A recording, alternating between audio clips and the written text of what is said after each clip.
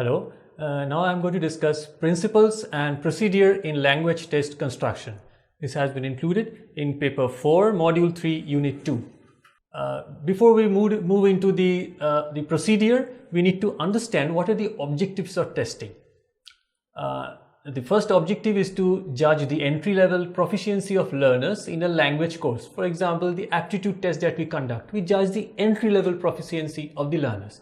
Again, it can be to measure the language proficiency irrespective of the courses of the candidates they may have followed. For example, proficiency tests. Again, to find out how far students have achieved the objectives of a course of study, that is achievement tests. So these can be the purposes of testing or objectives of testing. Similarly, to diagnose students' strengths and weaknesses, to know what they know and what they do not, what are their areas of lacunae in acquiring skills or elements of language. So that can be also a purpose or objective of testing. To select students for promotion to more advanced studies and institutions. It can be to form groups and teams for effective learning and or to evaluate the efficiency of the teaching learning methods and materials. Even testing will also give feedback on the teaching learning methods that have been followed, whether the method, the strategy and the technique that has been effective enough, whether they are yielding good result or not. Even they will give a feedback on the materials also, whether the textbook has been the right one or the reference materials have been the right one or not.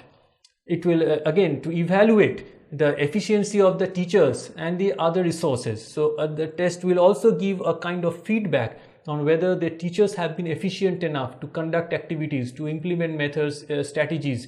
It will give a feedback on those areas and also the other resources that have been used. Now we move on to the stages of test construction. So stage 1, specifying the objectives of testing. So stage 1 will only involve specifying the objectives of testing, why the test is being conducted. So deciding on the type of test to be conducted, whether achievement test or whether it's going to be an aptitude test, whether it's going to be proficiency test or placement test. So deciding on the type based on the purpose.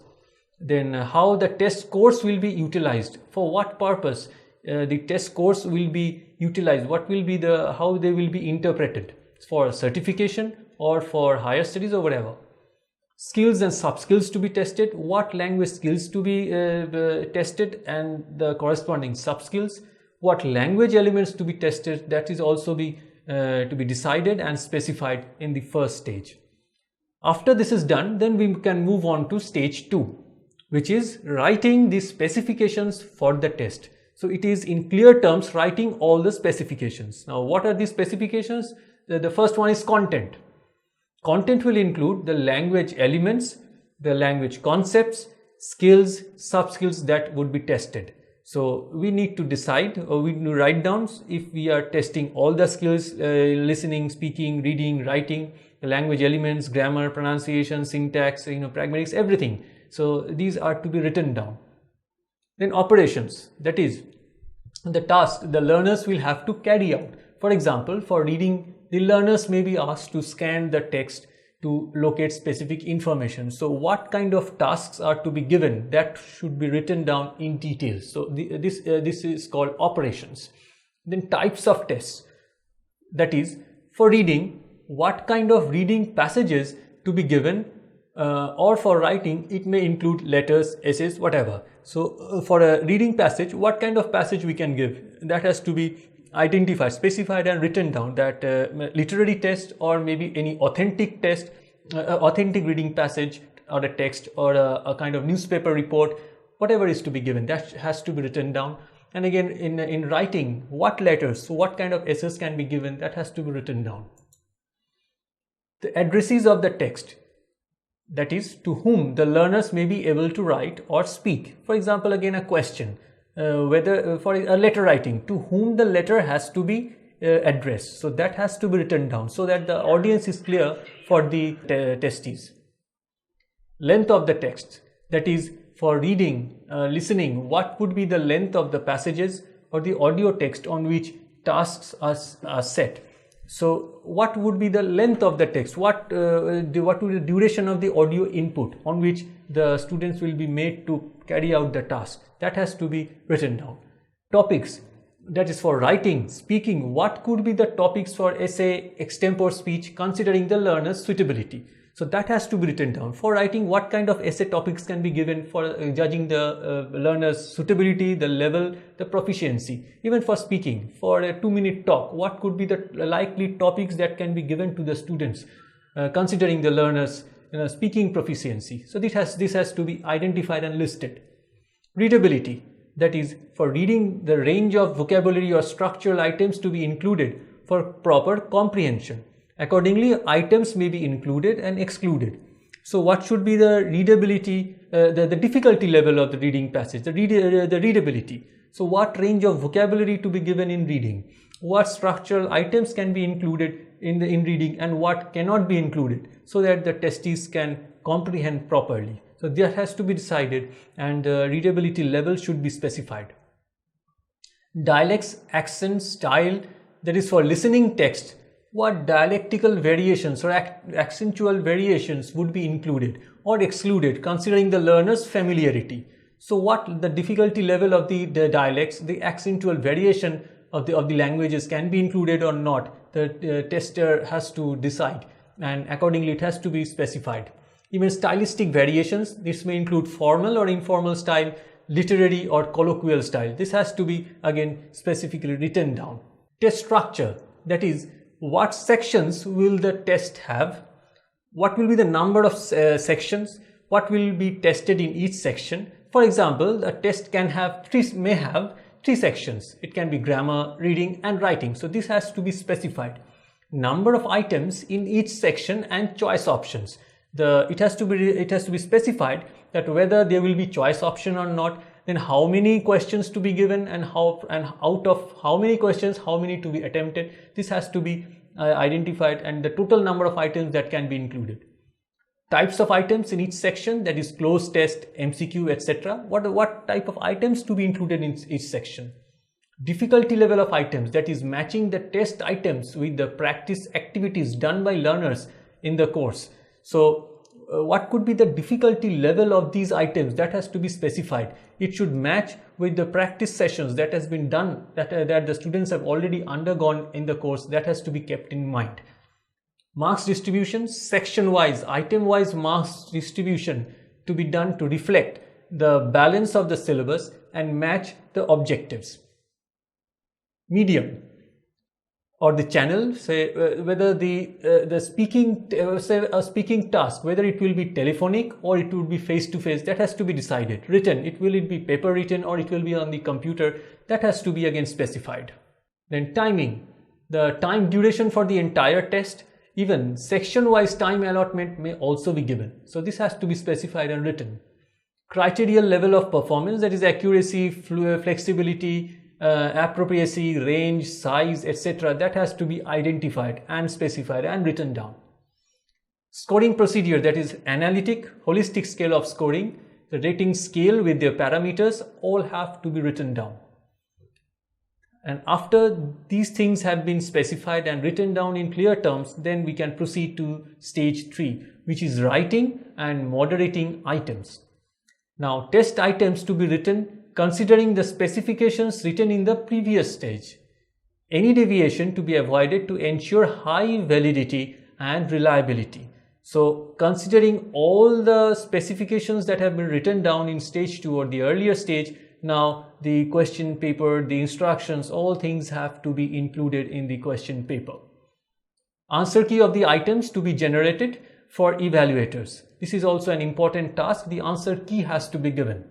Moderation of items to be conducted by at least 2 experts. Now, the construction of the test paper is not the ultimate task that is done. There is another work, and a crucial work, that it has to be evaluated, moderated by at least 2 experts. Then stage 4, informal trialing of items. Post moderation of items, they should be presented in the form of a test to a number of native speakers or proficient users of the language. in order to judge the efficiency of the test. So whether they are applicable enough, they can be attempted, they can be taken by the test takers. So this can be judged through this pilot study. This can be a pilot study. The testing procedure could be conducted informally, means there cannot be any pre-notified, notified date or a kind of the time duration. It can be conducted informally with a group of students who are proficient speakers or native speakers. The demographic profile of candidates on whom the trial is conducted should match with the target test takers. The demographic profile of the candidates should match.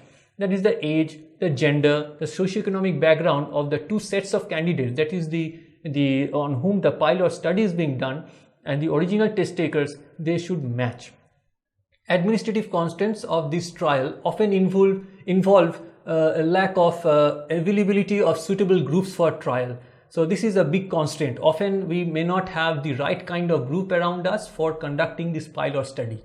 Further, the security of the test items may be at risk. Obviously, the questions will leak out. So again, this is the security is of course a prime concern in this test. But if possible, if time permits, if feasible, the pilot study can well be done. Or otherwise, we can straight away move on to stage 5, that is analysis of results and making necessary modifications.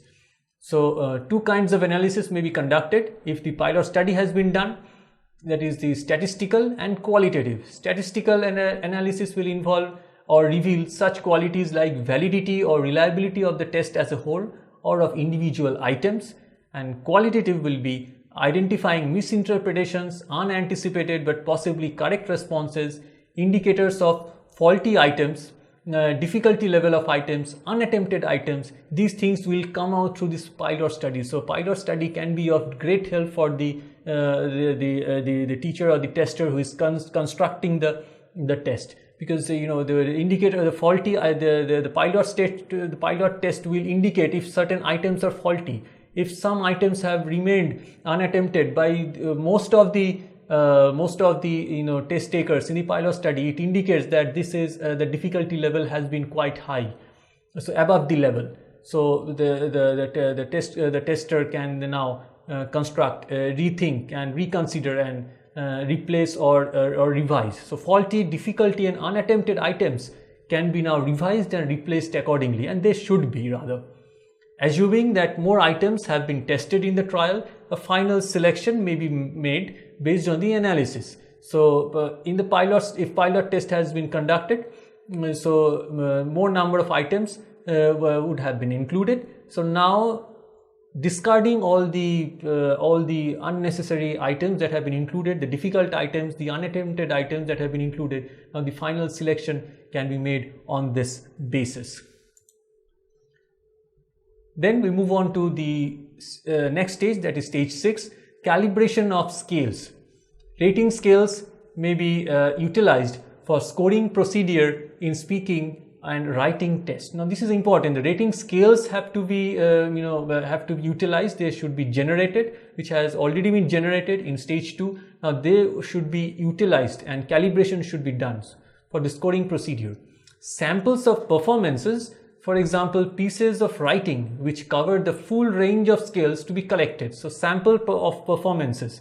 So already those who are good performers and those who have taken a test, their samples may be collected, and a scale can be generated on the basis of these samples, and this will be the reference sample, which includes a full range of scales with reference to certain criteria. Team of experts to assess the samples and assign each of them to a point on the relevant scale. Now the team of experts, they will judge the samples of the performances of writing, and they can now assign a particular point to a relevant scale, so that becomes the reference point for the evaluators. The assigned samples now provide reference points for all future users of the scale. That will now be the reference point. For all future users means the evaluators, they will read the descriptions and the points and accordingly evaluate the samples of the test takers. Next, we move on to stage 7, that is writing handbooks, instructions for test takers, evaluators, invigilators, administrators, and support staff. Now, this stage will include writing instructions and rubrics for the test takers regarding test procedure, do's and don'ts, other advices if you wish to give. So this should be written in detail in the answer booklet. What they are supposed to do, what they are not supposed to do, all instructions should be specified in the answer booklet. So writing these instructions is important. Instructions and guidelines for invigilators, administrators, staff for conducting the test. A detailed guideline should be given to the invigilators, what they are supposed to do in the exam hall. The administrators, what kind of administrative requirements they need to provide during the test, and then support staff if needed, what kind of support they should be giving during the conduct of the test. So these becomes extremely important. If these are specified, then the entire test can go very smoothly. Then specifying requirements of infrastructural requirements and other resources for conducting the test, like number of invigilators, rooms, student invigilator ratio, etc. So this has to be specified in detail again as to how many invigilators would be required, how many rooms would be required, and then what should be the student invigilator ratio, 20:1, 30:1. What is the requirement? That has to be specified, because the administrators will have to follow these guidelines and accordingly assign resources. So this is an extremely important stage. And finally, we move on to stage 8, that is training of staff. All staff, including invigilators, interlocutors, evaluators, they all should undergo a training in conducting the test. If they are well aware of the entire procedure, it becomes very easy to conduct the test on the actual test slot in the test slot, and they can implement all the procedures required, whatever should be done, and the test can be smoothly conducted. So we have discussed the various principles and procedure in the language test construction and the various stages that we go through. Thank you.